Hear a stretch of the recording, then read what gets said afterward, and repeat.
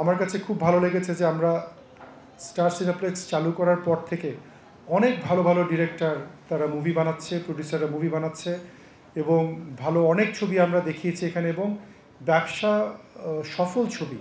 যেমন আমি কয়েক বছর আগেই যাই, আমরা শুরু করেছিলাম যেটা আমাদের সমস্ত বক্স অফিস রেকর্ড ভেঙেছে, যেটা হচ্ছে পরাণ হাওয়া। আমরা চিন্তাও করতে পারিনি অ্যাভেঞ্জার্সের মতো $multi-million ছবি, $200-300 মিলিয়ন মতো ছবি যারা আমরা নিয়ে আসছি, যেটার বাজেট, এখান থেকে বাংলাদেশি একটা ছবি সেটার রেকর্ড ভাঙতে পারে। তো এই রেকর্ডগুলো তারা ভেঙেছে। তারা প্রচুর ভালো ব্যবসা করেছে, সুরঙ্গ ভালো ব্যবসা করেছে, প্রিয়তমা করেছে। আমরা এই টাইপের মুভি চাই এখানে, এবং তাদের কোনো কিন্তু কমপ্লেন নেই। তারা মুভি করেছে, তারা তাদের টাকা উঠিয়ে এনেছে এবং তারা ওই টাকা দিয়ে আরও মুভি বানাচ্ছে। তো আমরা চাই যে আমাদের সাথে তারা গ্রো করুক এবং তাদের কারণে আমরা এগিয়ে যাচ্ছি। আমাদের করোনার যে লসগুলো ছিল এটার কিন্তু অনেকটাই উঠে এসেছে এই ভালো ভালো ছবিগুলো আমরা দেখাবার কারণে।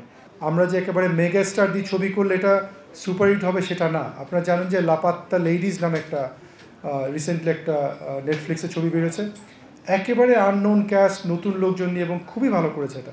ঠিক একইভাবে থিয়েট্রিক্যাল রিলিজগুলোতে তাই হচ্ছে, গল্পটা হয়ে গেছে মেইন স্টার এবং আমরা চাচ্ছি যে ভালো ভালো গল্প হোক। এই কারণে কিন্তু আমি ফ্রাস্ট্রেটেড হয়ে যে বাংলাদেশে ভালো ছবি হচ্ছে না কেন, ফ্রাস্ট্রেটেড হয়ে আমি নডরে ছবিটা করেছিলাম এবং আমি আমার ফুল হার্টেডলি ছবিটা করেছি ওই সময়, যার কারণে হয়তো আমরা 6টা ন্যাশনাল অ্যাওয়ার্ড পেয়েছি পরে।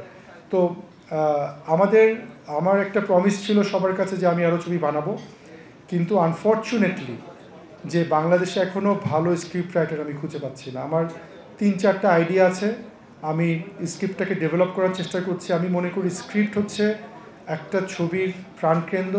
ওটাকে যদি আমি ভালো করে আমার ওই ফাউন্ডেশনটাকে ঠিক করতে না পারি, আমি ছবি হয়তো বানাবো না। তবে আমি অত পারফেকশনিস্ট হয়ে লাভ নেই, আমি আমার কাজগুলো এগিয়ে নিয়ে যেতে চাই এবং আমার কাছে 3-4টা যে আইডিয়া আছে সেগুলো নিয়ে আমি খুব শিগগিরই আমি মুভি বানানোর জন্য চিন্তা করছি। হয়তো এই বছরেই আমরা হয়তো স্ক্রিপ্ট ডেভেলপ করে শুটিংয়ে চলে যাব।